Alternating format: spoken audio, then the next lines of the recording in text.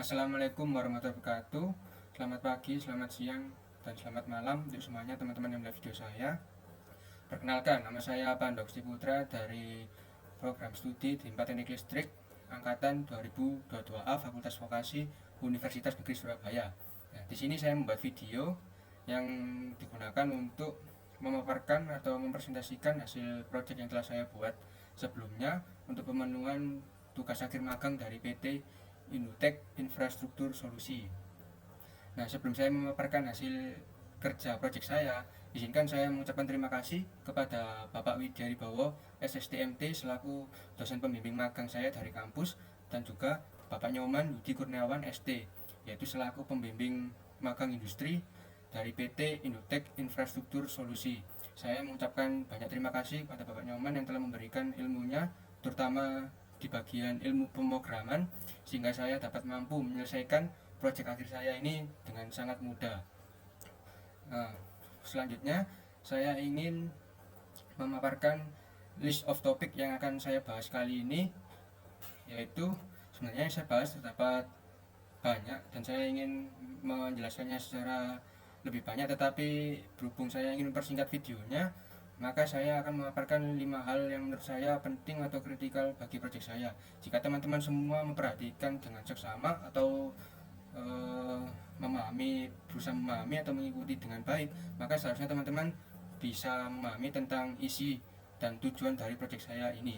Nah, yang pertama yang akan saya bahas nanti adalah tujuan proyek, yang kedua adalah komponen dan penyusun, dan kemudian yang ketiga adalah bentuk flowchartnya, serta yang keempat adalah diagram kerja proyek, dan yang terakhir yaitu yang terpenting dan mungkin nanti akan jadi bagian yang paling panjang, yaitu implementasi pemrograman dan hasil. Baik, untuk bagian tujuan ini sebenarnya saya ingin menjelaskan tujuan saya membuat alat ini itu apa sih. Nah, tujuan saya membuat alat ini yaitu untuk ini memantau keadaan dari rumah tinggal. Nah, sebenarnya ini tidak hanya tentang rumah tinggal saja. Misalnya kalau seseorang ingin menempatkan alat saya ini di toko, mungkin ada beberapa orang yang mempunyai toko itu juga bisa, atau mungkin jika tidak toko atau gudang-gudang tertentu sebagai penyimpanan barang, jika para bos-bos itu punya gudang itu juga bisa. Jadi ini nanti modelnya itu memantau seperti suhu atau data kelembapan atau mungkin data keberadaan api itu juga bisa. Nah, nanti menggunakan alat ini itu menggunakan beberapa sensor yang diintegrasikan ke Raspberry Pi ini nanti. Nah, yang kedua itu menampilkan data tersebut dalam bentuk disk. Nah, untuk menampilkan data ini dalam bentuk disk itu bukan seperti data biasa ya, bukan data yang dilihat berbentuk angka atau huruf, itu enggak. Nanti tampilkan datanya tersebut berupa GIS. Di sini nanti ada interface sebuah peta. Nah, nanti saya petanya ini akan memanfaatkan blogger. Jadi nanti saya akan menggunakan live lead untuk menampilkan tampilan datanya secara real time di peta ini nanti. Jadi seperti itu. Nah, kemudian yang terakhir yaitu memadukan ini pengukuran, maksud saya memadukan penggunaan pengukuran dengan apa, hardware lokal seperti tadi sensor-sensoran itu tadi dengan uh, web OWM, Open Weather Map ini. Nah, nanti Open Weather Map ini nanti kan akan saya integrasikan juga ke Raspberry Pi saya untuk memantau kualitas udara yang ada di sekitar alat saya ini nanti. Jadi misalnya kalau di daerah mana nanti kualitas udaranya buruk atau baik, nah itu nanti bisa dideteksi. Jadi nanti mengintegrasikan antara dua hal, yaitu pengukuran sensor secara fisik dan juga nanti pembacaan kualitas udara sekitar dengan API UBM ini nanti. Seperti itu tujuan proyek saya. Baik, setelah saya menjelaskan dari tujuan saya tentang proyek saya, maka di sini saya ingin melanjutkan penjelasannya, yaitu berupa komponen yang dibutuhkan dalam proyek saya ini. Nah, sebenarnya kalau komponen ini tidaklah banyak, hanyalah 4. Pertama saya ingin menjelaskan yaitu ini sensor suhu. Sensor suhu DS18B20. Nah, sensor suhu ini memiliki kisaran ukur sampai ini, kisaran minus 55 derajat hingga 125 derajat Celcius. Nah, untuk sensor DS18B20 ini memiliki pengukuran menggunakan one wire ya, metode one wire lah. Metode one wire itu apa? Metode one wire yaitu menjumper kaki yang warna merah dengan yang warna orange, yaitu kaki data. Nah, kenapa kok dijumper dengan resistor? Nah, dijumper dengan resistor ini dibutuhkan dikarenakan jika mengirim data untuk menggunakan DS19B20 ini, untuk datanya itu membutuhkan arus listrik, jadi sehingga dijumper ke bagian positifnya. Nah, seperti itu. Nah, kemudian yang kedua saya ingin menjelaskan sensor DHT22. Nah, DHT22 ini adalah sensor suhu dan kelembapan. Nah, sensor DHT22 ini memiliki kisaran pengukuran yang ini minus 40 derajat hingga 80 derajat Celcius dengan kelembapan otomatis itu 0% sampai dengan 100%. Nah, untuk DHT sendiri ini berbeda dengan DS19B20 karena di sini kita tidak perlu memberikan kaki resistor tambahan resistor untuk kaki data dan kaki positifnya. Dan di sini ada 3 pin yaitu plus, out dan minus. Kemudian di sini saya ingin menjelaskan untuk komponen sensor KY026. Nah, sensor KY026 ini untuk apa? Sensor KY026 ini yaitu untuk mendeteksi bahaya api.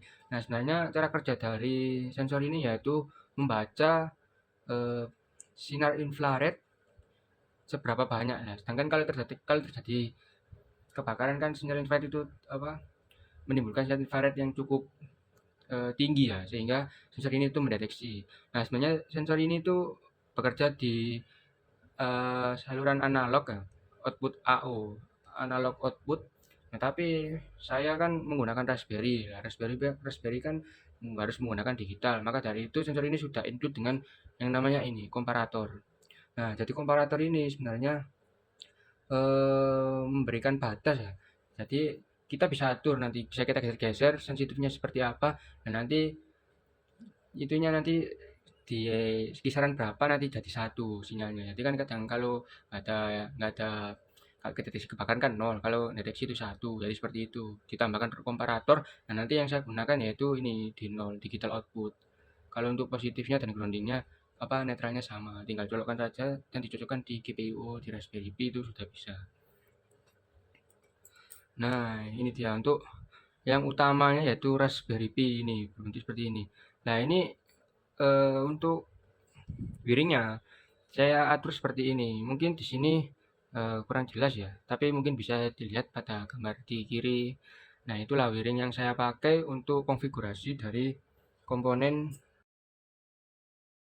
Nah, setelah mengetahui tujuan dari project saya dan yang tadi adalah komponen dari project saya tercipta dari beberapa komponen apa saja. Nah, selanjutnya kita akan membahas yaitu flowchart agar teman-teman nanti bisa lebih paham dan lebih mudah memahami tentang project saya ini.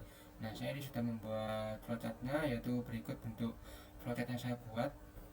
Nah, seperti biasa, untuk awalan biasanya membuat lingkaran dan di sini yaitu saya tulis mulai proyek. Nah, kemudian ini ada dua panel yang dipecah. Nah, yang kiri dulu saya bahas yaitu berbentuk persegi panjang. Nah, persegi panjang ini biasanya mengindikasikan sebuah proses. Nah, jadi ini prosesnya yaitu pengumpulan data. Datanya dari apa ya? Dari tiga data yang telah saya sebutkan tadi. DS18B20 untuk suhu udara saya gunakan untuk suhu kulkas ya. Kemudian yang DHT22 ini suhu dan kelembapan saya gunakan untuk ruang. Kemudian yang KY026 ini sensor untuk deteksi api. Nah, kemudian ini nanti dikirim untuk diolah datanya di Raspberry Pi. Nah, ini berbentuk jajar genjang, ini biasanya mengindikasikan inputan atau outputan. Cuma di sini kasusnya yaitu inputan. Nah, setelah data dari sensor-sensor tadi ditampung, kemudian ada lagi data ini dari pengambilan data cuaca. Kan tadi kan saya mengintegrasikan sensor dengan ini kan api UWM dengan api. Nah, maka ini ambilnya ya dari sini nanti pengambilan data cuaca. Nanti berupa api dikirim ke ini Raspberry Pi. Nah, nanti kan dua data yang berbeda ini akan dijadikan satu di sini, digabungkan dan kemudian akan dirubah menjadi format JSON. Nah, nanti kalau format JSON itu seperti apa ya, nanti saya jelaskan di bagian implementasi pemrograman. Nanti saya jelaskan gimana bentuk JSON itu. Nah, kemudian sebuah proses lagi dari DTP Pos ke Telkomyot. Nah, kemudian diolah di Telkomyot. Lah, Telkomyot ini apa? Nah, Telkom ini adalah sebuah layanan yang eh, dari Telkom sebenarnya. Kalau dulu tuh saya kalau pernah dengar mungkin Antares kali ya. Nah, sekarang itu Telkommed ini. Nah, Telkommed ini adalah platform IoT yang dimana dia tuh mengumpulkan data nanti bisa menghubungkan antar device seperti itu nantinya. Jadi dia ini platform IoT atau smart solution lah seperti itu, smart solution atau device management. Jadi seperti itu. Intinya itu ya kayak berhubungan dengan IoT menampung data dan dikirim lagi seperti itu. Nah, nanti akan certificate. Nanti kan dari Telkom ini dapat API kan nanti. Nah, API-nya nanti diambil untuk melakukan certificate ke blogger.com kan sini. Nah, nanti setelah diambil oleh blogger, maka outputan sini yaitu berupa visualisasi di peta. Nah, nanti visualisasi di petanya seperti apa nanti saya tunjukkan di implementasi pemrograman dan hasil di bagian akhir nanti. Kemudian sebagai akhiran yaitu sistem monitoring selesai. Jadi seperti itu flowchart. Jika dijelaskan secara flowchart ya seperti itu flowchart yang telah saya buat. Nah, selesai dengan flowchart yang saya bahas tadi. Nah, saya ingin lanjutkan penjelasan ini di bagian ini apa diagram gambar project ya. Nah, saya sudah membuat diagram project yang saya pikir semuanya mampu lah memahami. Kalau flowchart kan kurang detail, nah ini saya membuat diagramnya agar lebih detail untuk bisa dijelaskan atau dipaparkan ke teman-teman semua. Nah, jadi sebenarnya awal itu seperti biasa seperti awal tadi menggunakan tiga sensor ini, sensor suhu DS19B20, yang kedua itu sensor api KY026 dan sensor suhu dan kelembapan DHI22. Nah, seperti di bagian komponen yang sudah saya jelaskan tadi, berikut adalah gambar detailnya. Nah, untuk sensor suhu ini perlu saya tambahkan lagi di bagian diagram ini. Dia itu menggunakan fungsi one wire. Jadi dia itu biasanya dalam penggunaannya itu kan ada tiga kabel. Nah, tiga kabel ini ada plus, minus, dan data. Nah, untuk kabel data dan plus ini harus di jumper biasanya menggunakan resistor ukuran 440 atau 330 gitu. Saya kemarin menggunakan ukuran sekitar 300 sekian gitu, saya lupa. Nah, itu fungsinya apa? Biasanya kalau sensor yang cara kerjanya dengan menggunakan one wire itu dia di jumper karena apa? Karena dia waktu menggunakan apa? Data, menggunakan data itu waktu transfer data dia membutuhkan arus listrik. Nah, arus listriknya tadi itu dari tegangan positif tadi itu. Jadi saat kirim-kiriman data dan membutuhkan arus, makanya perlu di jumper sebagai daya tambahan seperti itulah. Nah, sedangkan kalau sensor suhu DHT22 ini atau sensor kelembapan ini yang DHT22 ini sebenarnya ada ya, cuma sudah include sudah di bagian dalam. Yang saya tahu kemarin waktu saya mau beli DHT11 itu nggak ada, jadi kita harus nyamper sendiri untuk apa positif dan datanya. Saya nggak tahu juga sih itu benar apa enggak, cuma tahu saya nggak pakai. Cuma kemarin tuh waktu saya tanyakan itu penjualnya bilang bahwasanya itu harus dicampur dulu. Akhirnya saya beli yang DHT22 ini. Soalnya kalau DHT22 itu kan lebih akurat seperti yang saya jelaskan di bagian komponen. Untuk kelembapannya pun dia bisa 0 derajat 0% sampai 100%. Nah, sedangkan untuk pengukuran suhu dia bisa minus kalau yang DHT22, meskipun minusnya nggak se ekstrim yang DS18B20 ya, karena memang ini pengaplikasiannya biasanya di ruangan-ruangan seperti itu. Nah, kemudian yang tengah ini adalah sensor api KY026. Nah, sensor ini yaitu ada 4 pin kan tadi yang dibantu dengan komparator untuk mengeluarkan sinyal DC, yaitu penggunanya biasa sebenarnya.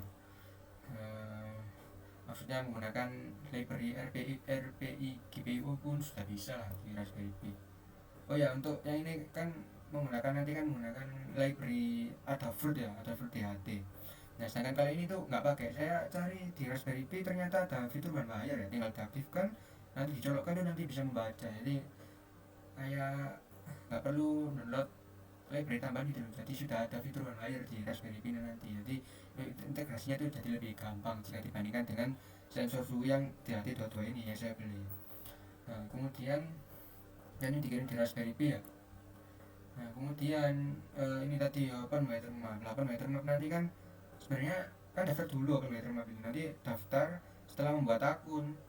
Nanti itu akan diberikan kalau nggak salah itu token ya, token API ya, namanya token API di sini. Cuma itu biasanya itu api yang nanti di HTTP GET ke Raspberry Pi. Jadi ini sebenarnya Raspberry Pi yang melakukan HTTP GET, dia itu mengambil ke WM, akhirnya WM memberikan datanya ke Raspberry Pi. Nah itu nanti harus daftar dulu pakai akun lah, nanti tinggal copy saja, nanti dimasukkan di script di Raspberry Pi, nanti digabungkan. Jadi di HTTP GET oleh Raspberry Pi ke OWM gitu. Jadi Raspberry nya itu meminta data sebenarnya. Nah nanti kan dikasih ini juga mengirim data. Nah ya ini saya kan proyeksi ini kan sebenarnya kan 7 titik. Nah berhubung 7 titik, sedangkan Raspberry Pi saya ini cuma satu. Nah saya ini diharuskan untuk membuat beberapa titik. Nah untuk membuat beberapa titik ini kan nggak mungkin saya membeli Raspberry Pi sejumlah 7. Ya kan untuk harganya sendiri Raspberry Pi kan lumayan mahal untuk sekarang ya kan, terutama ya meskipun ini seri 3 Raspberry Pi 3B, cuma ya kan nggak mungkin juga saya membeli 7 Raspberry Pi untuk disimulasikan kan. Nah akhirnya saya ini membuat bahwa 3 sensor ini saya definisikan menjadi rumah satu. Nah nanti itu di peta GIS-nya ada 7 titik, 7 titik, cuma yang sensor ini, sensor membaca sensor secara nyata itu cuma ini di sensor rumah satu. Nanti rumahnya kan saya tulis ada rumah 1 sampai rumah 7 seperti itu. Nah nanti rumah 2 sampai rumah 7 nya dari mana, kan nggak ada sensornya. Ya nanti saya buat data random untuk rumah 2 dan rumah sampai rumah 7. Nah ini nanti saya nggak memakai sensor ini untuk deteksi suhunya untuk rumah 2 sampai 7. Jadi ini saya peruntukkan untuk rumah 1 saja, yang rumah 2 sampai rumah 7 saya memakai script, permainan script itu tadi. Nanti saya membuat permainan script di Python, saya akal akhirnya saya buat data itu, data random. Ketika data ini saya buat secara random jadi permainan script nanti.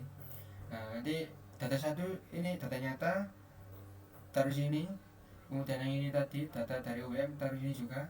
Kemudian saya juga membuat data random untuk rumah 2 sampai 7 ini. Akhirnya dikumpulkan jadi satu.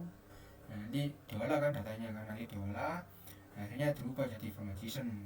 Nah format JSON ini nanti dikirim HTTP post ke Telkomio. Nah HTTP postnya syaratnya apa? Nah syaratnya itu harus menggunakan ini apa, masalah yang saya jadi kemarin tuh ini autentikasinya tuh harus pas lah. Ya yes. Kalau perlakuannya itu berbeda kan, ini Raspberry Pi itu mini PC, sedangkan kalau ESP32 mungkin agak mudah ya.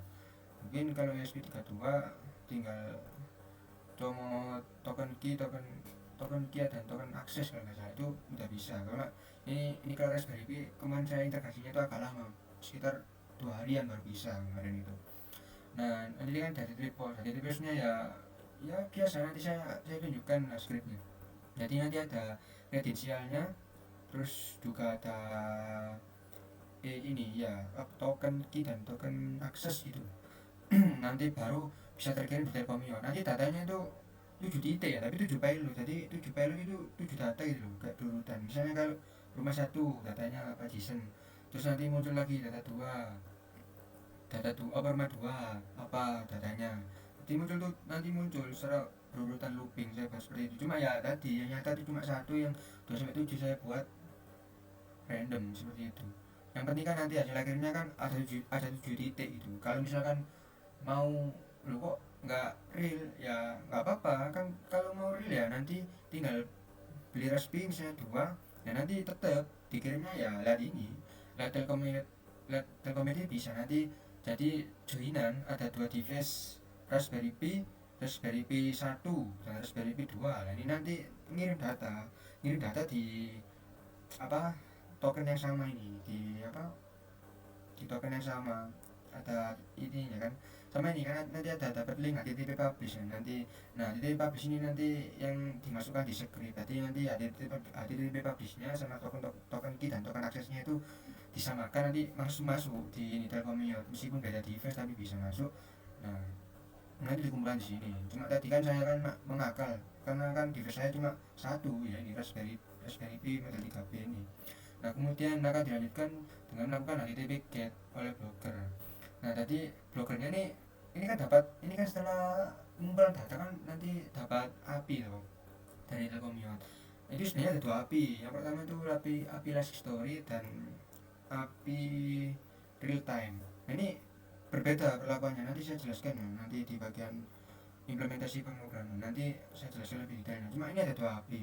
Nah ini terserah pakai API yang mana. Nanti dipanggil fungsi ini ke blogger.com. Jadi nanti di blogger kita buat script lagi, script HTML yang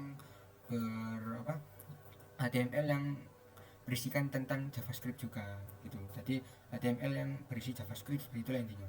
Nanti buat ini HTTP GET oleh blogger, nanti kan dapat API, nanti dipanggil gitu. Cuma ya itu tadi di bagian script ditambahkan token key dan token akses juga biar bisa ngambil data dari Telkomnet ini.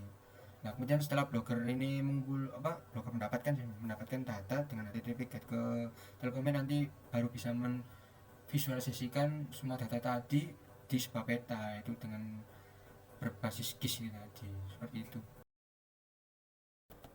Nah setelah saya membahas diagram kerja secara panjang lebar dan detail, maka selanjutnya saya ingin menjelaskan tentang implementasi pemrograman dan hasil dari proyek saya di blogger.com nanti. Nah, pertama-tama sebelum mencobanya yaitu kita harus membuka software untuk meremote Raspberry Pi kita tentunya. Nah di sini sebenarnya cara meremote Raspberry Pi itu ada banyak ya. Untuk yang pertama itu bisa dengan HDMI. Ya, kalau dengan HDMI ini pasti kita harus menggunakan sebuah monitor dan juga keyboard serta mouse. Nah, sedangkan yang kedua yaitu bisa melakukan SSH. Nah, SSH ini sendiri bisa dilakukan melalui banyak tempat juga bisa. Maksudnya itu kalau mau yang sederhana dari CMD punyanya Windows juga bisa, terus pelat putih juga bisa. Nah kemudian yang cara ketiga ini yang menurut saya cara yang friendly sekali mungkin. Yang ketiga itu dengan VNC, yang nanti VNC itu nanti muncul GUI-nya, jadi grafik user interface-nya itu bisa muncul ya. Sedangkan untuk pemula kan itu sangat membantu sekali seperti itu. Nah tapi di sini saya akan mencoba untuk membukanya lewat semua itu sebagai contoh lah. Di sini saya akan buka melalui misalnya ini VNC, langsung aja ya VNC. Nah ini nanti kan kita disuruh masukkan IP address. IP addressnya dari mana ya, nanti IP address bisa lah kita scan lewat Angry Scanner ini. Kalau saya biasanya Angry IP ini kan saran dari Pak Nyoman selaku pembimbing magang saya itu memang efektif juga gitu. Nah kemudian kita coba aja langsung masuk ke Raspberry Pi. Nah ini disuruh untuk memasukkan passwordnya. Kan waktu kita install OS Debian di Raspberry Pi kan kita harus membuat username untuk awal-awal dan juga passwordnya kan. Nah kita masukkan saja itu waktu diminta untuk masuk. Bentar, oke. Nah jadi kelebihan dari VNC itu seperti ini. Jadi ada grafik user interface-nya, jadi lebih mudah gitu loh kalau anunya. Nah sedangkan kalau mau cara SSH itu juga bisa. Kalau mau SSH cuma saya biasanya itu lihat putih itu, maaf bentar. Nah kalau putih itu bisa ini, cuma saya biasanya pakai ini CMD punyanya Windows. Nah cara login lihat CMD itu juga terbilang enak gitu, gak ribet ya. Jadi ketika saya SSH, nah nanti ini namanya username-nya tadi kalau di sini nama username saya ini. Nah nanti langsung bisa ini akses Raspberry Pi melalui SSH. Nah ini jika melalui VNC. Nah di sini saya ingin menunjukkan beberapa hal ya. Yang pertama saya ingin menunjukkan, tadi kan ada 3 sensor kan. Saya pertama-tama ingin menunjukkan kerja dari masing-masing sensor tersebut. Jadi sebelum saya membuat script otomasi secara utuh real itu saya membuat satu-satu dulu. Misalnya kalau ya script DS, saya membuat script DS dulu buat deteksi suhu. Kalau sudah baru sensor KY gitu. Langsung yang selanjutnya yaitu jika sudah langsung sensor DHT saya coba satu. Kemudian setelah bisa membuat semua scriptnya saya gabungkan seperti itu. Baik, saya buka dulu aja. Jadi maaf ya untuk mungkin jika ada proses lama, mungkin nanti saya percepat sedikit videonya.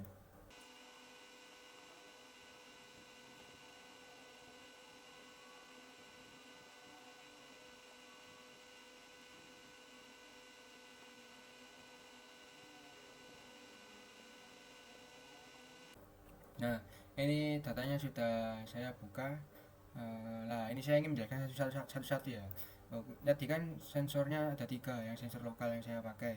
Nah ini untuk sensor KY026, ini sensor DS18B20, dan yang ini adalah sensor DHT22. Nah saya ingin jelaskan dulu di bagian sensor api. Nah saya coba run saja langsung ya.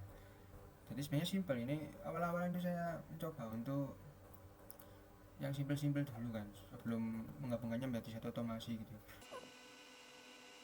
Nah ini ketika di run kan nanti ini kan apa ditambah deteksi api. Nah nanti ketika apa dikasih trigger misalnya kayak api ya, bentar saya apa korek dulu ya, bentar.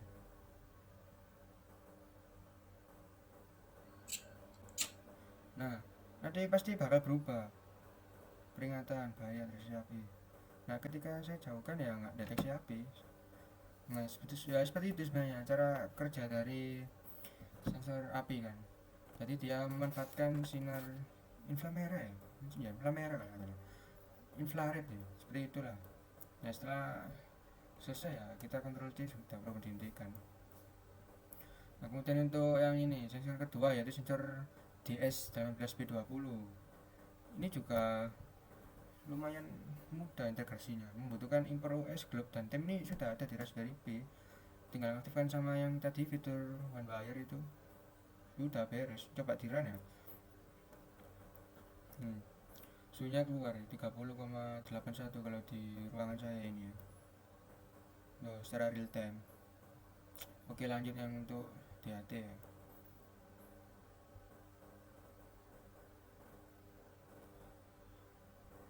Coba kita run yang DHT. Nah khusus DHT ini memang agak agak masalah sebenarnya. Saya saya coba pertama kali itu kan ini lingkungan lingkungan Raspberry Pi saya kan menggunakan Debian. Nah Debian ini kan sebenarnya kan yang berbasis Linux gitu. Nah sedangkan yang berbasis Linux ini kalau download library itu harus menggunakan ini komen sudo apt kan. Nah sudo apt dia apa, sudo apt ini adalah sebuah library yang sudah dipaketkan gitu loh. Kalau biasanya di Windows atau di lingkungannya environmentnya Python kan bisa langsung kayak pip install apa gitu kan. Nah sedangkan kalau di Raspberry Pi nih kayak kita tuh harus ngetik perintah sudo apt dulu gitu loh, sudo apt lalu DHT ada fruit lah gitu kan. Nah setelah saya coba seperti itu ternyata sudo apt ini di lingkungan Linux ini nggak menyediakan paket untuk DHT22. Nah maka dari itu ini apa kesannya kan muncul no modul name ada fruit DHT, jadi nggak deteksi bahwa ada library DHT di apa ini di Linux saya ini. Nah makanya akhirnya saya tanya-tanya, akhirnya saya cari solusinya gitu. Nah ternyata itu masalahnya, kalau mau download library DHT harus pakai virtual environment. Jadi saya tuh buat lingkungan yang virtual gitu loh di Raspberry Pi saya. Lingkungan virtualnya ini ya apa ya, bentuknya bentuk Python gitu. Nah nanti buat lingkungan virtual bentuknya Python, nanti baru download library-nya di sana, baru ini nanti bisa dijalankan apa scriptnya. Nah coba ya kita jalankan ya. Cuma ini nanti masuk virtual environment-nya itu saya tahu cuma lihat saja. Kalau PNG saya kurang tahu ya maksudnya itu gimana. Nah cuma kalau lihat saja itu seperti ini. Saya praktekkan ya. Ketik aja ini search ini. Nah sebenarnya saya sudah buat. Kalau buat ya ada caranya, nanti tanya aja lah ke siapa gitu cara membuat virtual environment di Raspberry Pi. Kalau punya saya seperti ini saya buat. Nanti ketik aja yang aktif. Nah nanti kalau virtual environment-nya sudah aktif nanti ini ada tambahan MyInv. Nah ini berarti udah mengindikasikan bahwa kita tuh udah berada di lingkungan yang Python gitu, bukan di Linux-nya gitu. Nah nanti kita ketik ini aja, nanti kita coba jalankan apa yang DHT tadi ya.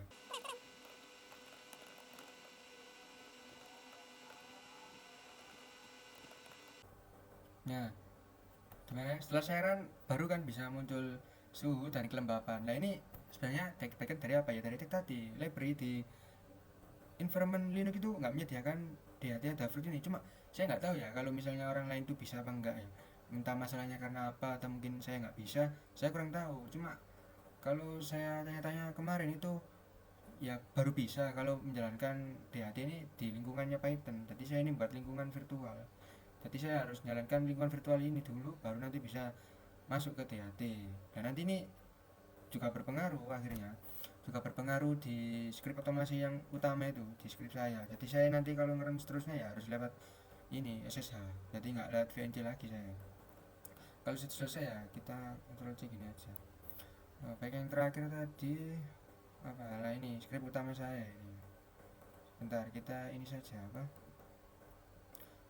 lihat sini saja.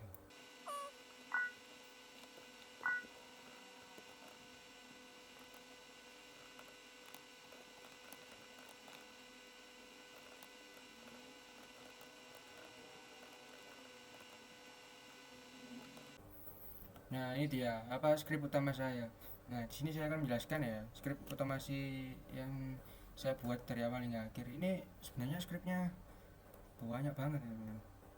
Ini scriptnya kalau dilihat di VNC ya sampai ini 516 baris.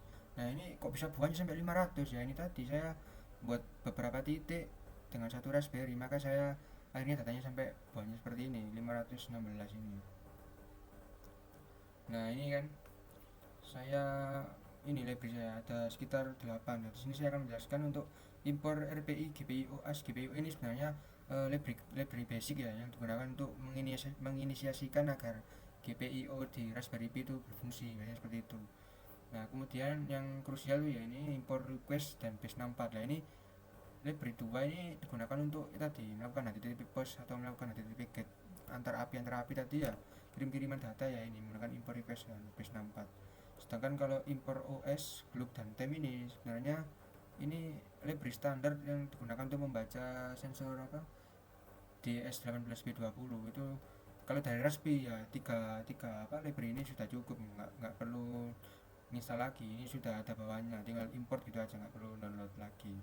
Nah, sedangkan yang ini ada DHT, nah ini tadi kan yang sudah saya download cuma di lingkungan virtual, jadi nggak bisa di download di Linuxnya langsung gitu. Jadi ya ini impor atau DHT. Yang terakhir itu random, untuk data random yang saya buat yaitu rumah 2 sampai rumah 7.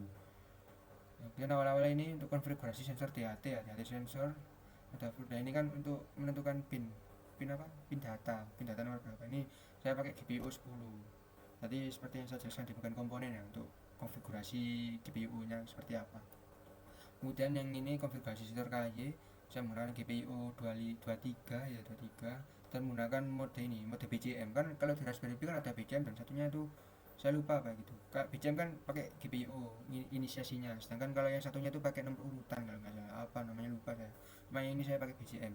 Nah, sedangkan ini saja inisialisasi directory DS18B20. Nah, ini untuk fungsi DS18B20 ini sebenarnya. Nah, kemudian sampai fungsi untuk mengambil data dari OpenWeatherMap lah. Untuk fungsi ini baru kita menginisiasikan untuk mengambil data-data kualitas udara yang dari OpenWeatherMap tadi kan. OpenWeatherMap kan tadi kan memberi kita API. Nah, API-nya nanti dikelola di sini, dikelola di bagian ini. Ini scriptnya. Nah, ini untuk fungsi menerjemahkan. Nanti kan sebenarnya saya bilang kalau misalnya kualitas udaranya baik, apa cukup, sedang, buruk, sangat buruk, itu nanti bisa muncul di apa tampilan tampilan apa GIS-nya nanti seperti itu. Nah, untuk ini URL endpoint HTTP publish. Nah, yang ini yang saya maksud tadi kan saya pakai satu device saja, URL endpoint HTTP publish ini. Kan saya pakai satu device ya, ininya cuma satu gitu kan. Nah, cuma kalau ada Raspberry Pi 1 dan Raspberry Pi 2 ya tinggal masukkan URL endpoint HTTP publish ini yang sama, nanti datanya masuk di Telkomnet yang sama. Ini kan ini siapa endpoint kan sebenarnya. Jadi endpointnya kalau sama ya nanti kekirim datanya sama gitu. Tinggal nyamain ini nanti datanya masuk sama akses key, akses token. Nah, ini bagian yang krusial juga sebenarnya. Apa encode access key ini.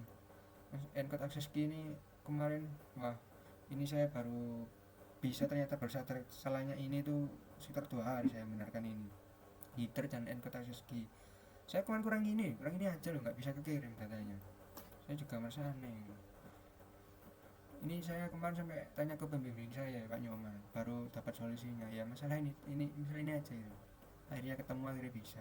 Mungkin selanjutnya itu ini API QWM. Nah, untuk API QWM ini sebenarnya standar ya OPWM yang sebelumnya yang dari apa web UWM untuk kualitas udara nanti diambil dari sini seperti itu. Nah ini kemudian data rumah satu,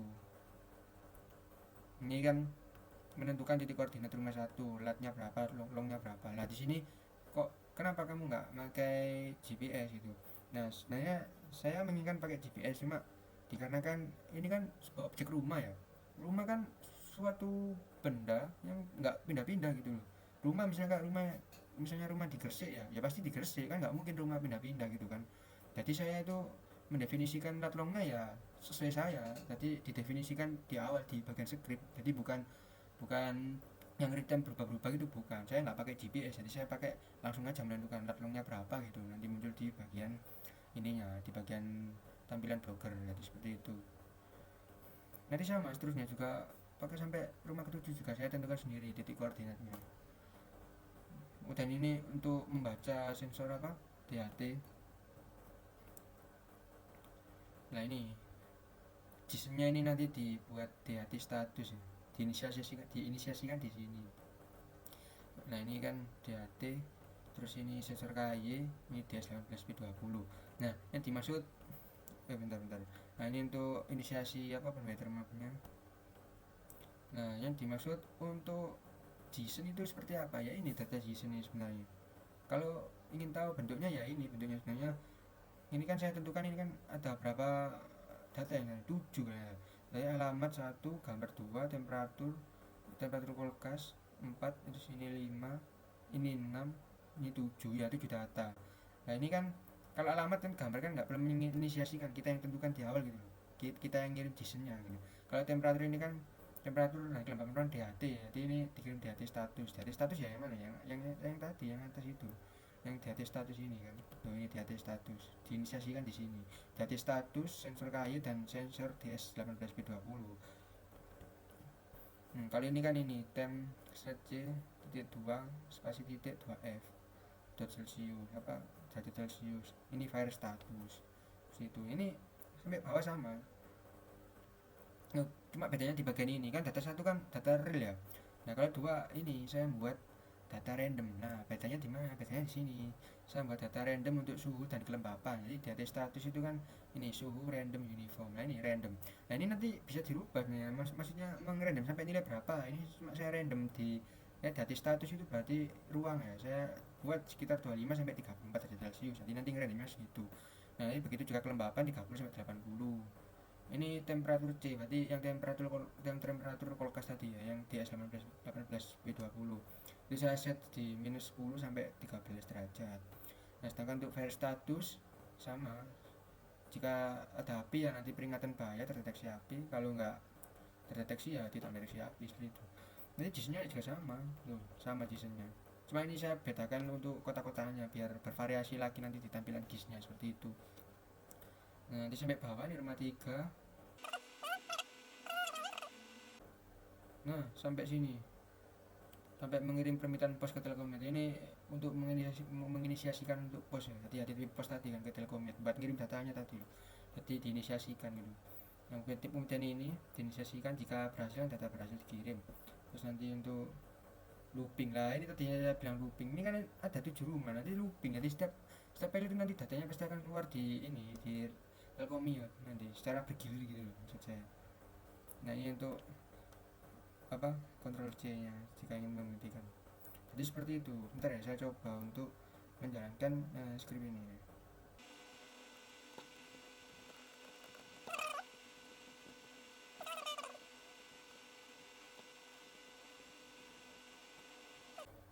Ini ya terakhir tanggal 27 pukul 10 pagi. Jadi saya terakhir nyoba tadi ya jam 10 pagi tadi. Baik, kita coba run, harusnya bisa ya. Nah ini kan bisa kan, data berhasil dikirim. Nah pasti berubah lah, data kekirim kan, kota Batu, kecamatan Batu, Pesanggerahan. Ini kok terus nggak jelas ini apa lah. Ini sebenarnya yang tulisan nggak jelas ini sebenarnya ini gambar. Jadi saya kirim gambar, cuma saya rubah ke bentuk base 64 kan kalau mau ngirim gambar itu ke Telkomnya ya, main jadi seperti ini. Tapi bentar ya, saya coba menghilangkan ini gambarnya biar nanti kelihatan jelas gitu loh, maksudnya 7 titik 7 pilot itu gimana sih. Bentar nanti saya lihatkan.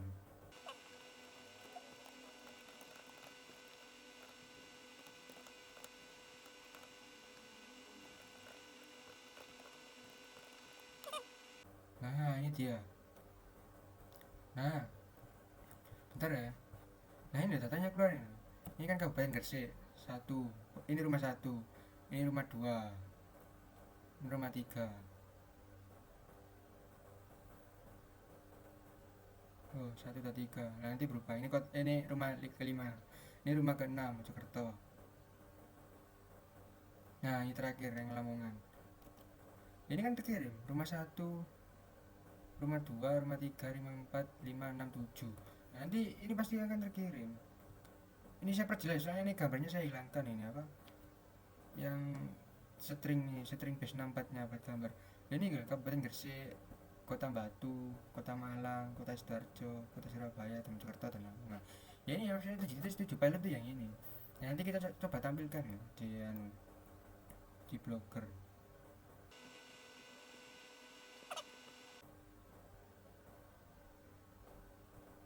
Nah ini loh datanya pasti keluar.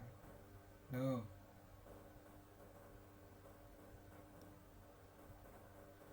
ini kan muncul kan?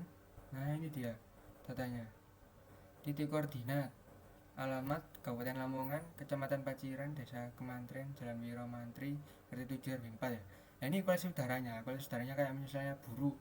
Nah buruk tuh PM25 nya berapa miligram. Nah, misalnya kalau sudah bahaya peringatan bahaya kebakaran. Ini sebenarnya bukan sensornya yang rusak ya teman-teman. Ini memang data random. Jadi kan yang untuk rumah 2 sampai 7 kan data random. Nah ini ngerandomnya waktu itu, ngerandom dia itu apa?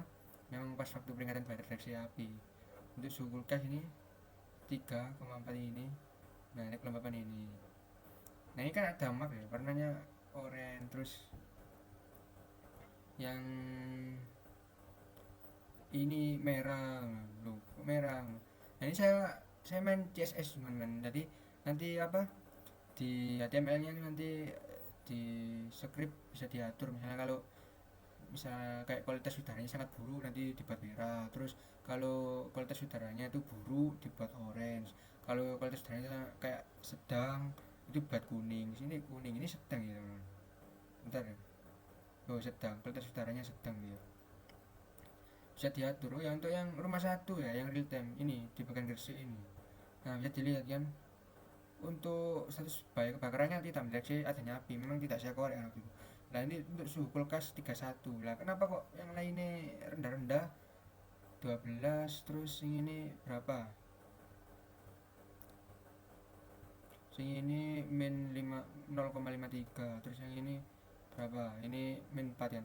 Ini soalnya kan nggak dimasukkan kulkas beneran, jadi ya suhu ruangan ya, akhirnya 31,4 kan sensor DS, yang ini sensor anu loh, selisih cuma sekitar 0,4 berarti ya akurasinya, ya bedanya seperti itu.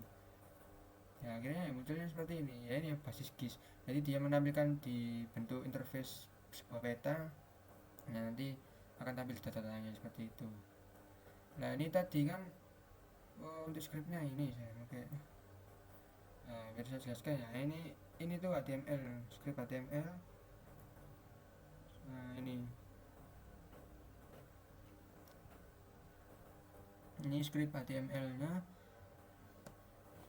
Nah kemudian ini apa untuk API URL yang dari Telkomnet ini, nanti kan dapat ada API-nya, API dua model sebenarnya. Ini kan API ini store sama real time. Nah nanti masukin aja ke sini. Terus ini untuk akses token, ini untuk interaksi petanya. Nah ini untuk titelnya. Nah ini headernya ini buat autentikasinya. Nah, sedangkan yang ini ya tadi yang CSS itu.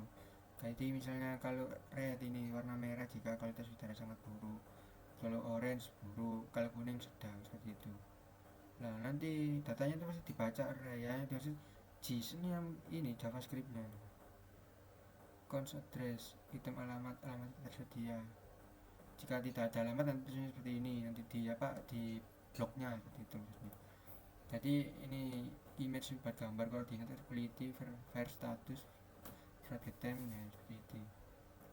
Nah ini untuk menambahkan marker kan, ya markernya nanti kan di model nanti ya CSS ini. Kalau sebenarnya untuk script HTML saya kalau dibilang paham ya lebih paham ke Python-nya.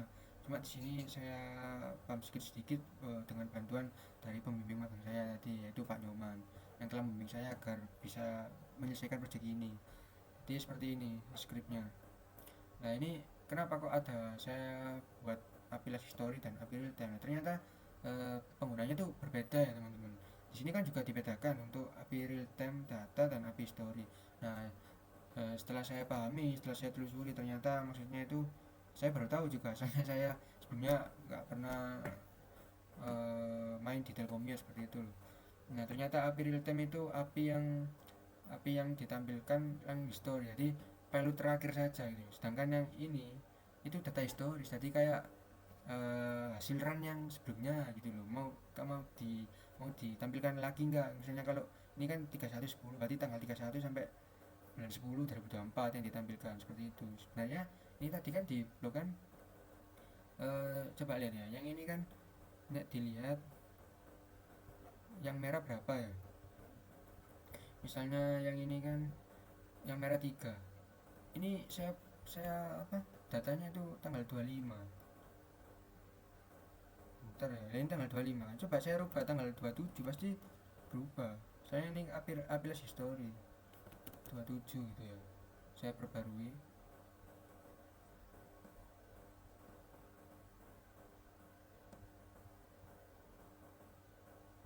Nah, ini yang merah malah ini yang di Lamongan kan. Iya, merah semua ya. Ya, ini sangat buruk semua. Nah, langsung kalau ada yang bilang loh, katanya monitoring secara real time. Ya, nggak apa-apa, kita pakai API yang history aja. Cuma posisinya di run dan dengan tanggal yang sama. Misalnya kalau kita ngeran pakai tanggal 28, ya nggak apa-apa, kita atur last historinya di API-nya tadi tanggal 28. Nanti kan setiap kirim data 7 byte kan nanti diambil secara terus menerus. Jika datanya ditumpuk di titik koordinat yang sama, nanti pasti datanya ketumpuk yang baru seperti itu. Jadi titik koordinatnya kan sama, kecuali titik koordinat beda tuh nanti akan muncul titik baru. Tapi ini titik koordinat itu sama, jadi kan nimbun modelnya itu. Nimbun akhirnya menampilkan data yang baru. Jadi itu yang disebut dengan monitoring. Kalau misalnya kalau ya kan terlalu lama, ya kan memang ini diperuntukkan satu device 7 titik. Makanya kalau mau lebih cepat lagi bisa saya buat 1 titik kan sebelumnya itu pakai API real time, benar-benar pakai API yang real time, yang ini loh, yang API real time. Nah ini beda API-nya last history bentuknya. Nah kan ini kan API last history, jadi yang dibaca tuh API last history itu yang value terakhir biasanya. Yang ini yang real time yang atas sendiri ini. Kalau pakai real time pasti ini terbalik terus. Coba ya saya run yang ini. Bentar, script saya yang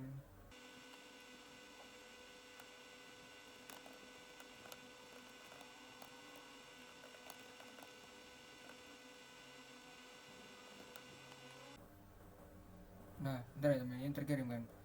Kita lihat di bagian real time, harusnya berubah lah. Ini kan berubah ya teman. Loh, berubah. Oke, sekarang kita masuk di bagian ini ya, posting last story. Oke benar. Nah nanti kita lihat hasilnya yang ini kan. Nah ini saya coba ya di bagian suhu kulkas ya. Ini kan DS18B20. Coba lihat di kamera ya, saya pegang pasti nanti akan berubah ya teman suhunya. Ini ya benar-benar real time, pasti berubah. Ini 30,81 ya, bentar ya. Ya pasti berubah nanti. Loh, sekarang 33,4, 33,44. Tadi kan 30 kan. Nah, ini jadi real time ya, berarti 1 titik untuk 1 device itu bisa kalau pakai real time. Jadi nggak pakai flash history. Sekarang loh 34,44. Nah, kan saya kegem ini soalnya. Saya kegem. Ini real time ya, teman-teman. Ini nanti kalau yang status bayi kebakaran saya korek ya, nanti pasti kedeteksi bayi kebakaran. Bentar ya, nanti saya berubah lagi. Berapa? Oh, 35 sekarang. Bentar ya, saya korek teman-teman. Buat apa anunya ini? Pasti nanti berubah ya. Nah, ini kan di dalam deskripsi adanya api ya. Peringatan bahaya terdeteksi api. Ya karena memang saya korek, sebenarnya saya matikan. Ya pasti berubah loh. Bentar, ini masih data yang lama yang di loop. Nah, di dalam deskripsi adanya api kan. Jadi perbedaannya sebenarnya api ada dua, history dan yang real time. Nah, pengaplikasinya seperti apa ya? Seperti itu, tergantung kebutuhan. Baik, sekian video yang saya buat untuk presentasi hasil dari proyek magang saya kepada semua pihak, terutama bagi pembimbing dosen industri saya yaitu Pak Nyoman yang telah membimbing saya untuk bisa melakukan program pemrograman seperti ini. Saya ucapkan terima kasih banyak telah membantu saya dalam menyelesaikan proyek akhir magang saya ini, dan juga saya ucapkan terima kasih kepada Bapak Widi selaku pembimbing dosen dari kampus yaitu DPL saya. Saya ucapkan terima kasih banyak kepada semuanya. Jika saya ada salah kata atau salah apapun, saya mohon minta maaf sebesar-besarnya. Baik, selamat pagi, selamat siang, selamat sore, dan selamat malam. Wassalamualaikum warahmatullahi wabarakatuh.